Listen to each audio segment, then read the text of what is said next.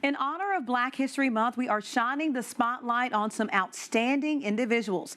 Tonight, we are sharing the story of Anthony Ray Hinton, who served nearly half his life in prison for a crime he did not commit. Anthony Ray Hinton grew up in Praco, which is a coal mining town in Jefferson County.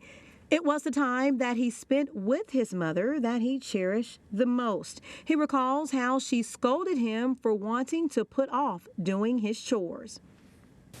And she gave me that look only my mother could give me, and I knew exactly what she was telling me. Boy, you better get out there and cut that grass.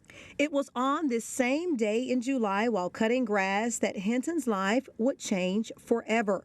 He recalls how two detectives from the Birmingham Police Department came to tell him they had a warrant for his arrest. He said, the good news is we no longer going to charge you with first-degree robbery, first-degree kidnap, and first-degree attempted murder. He said, you was at work. He said, but we have decided now that we're going to charge you with 2 counts of first-degree capital murder. During his trial in 1986, the case centered around 2 bullets that the state falsely claimed matched a gun found at his mother's home. Hinton also passed a polygraph test, but the test was not allowed into evidence by the judge. It took the jury only an hour to convict Hinton. He was found guilty and sentenced to death. And I went to Holman Correctional Facility December the 17th, 1986. And that's where I remained for 30 years. Went to bed for 30 years with a death sentence over my head. Woke up every morning with a death sentence still over my head. And I watched 54 men pass my cell and go to the death chamber. Hinton would sit in silence for his first 3 years on death row, angry and mad at God. However, he began to have hope on the day he met Bryan Stevenson.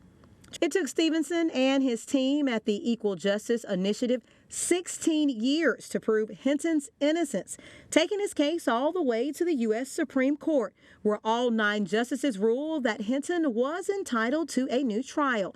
At the conclusion of his new trial, the charges against Hinton were dismissed, and he walked out of the Jefferson County Jail a free man on Good Friday, April 3rd, 2015.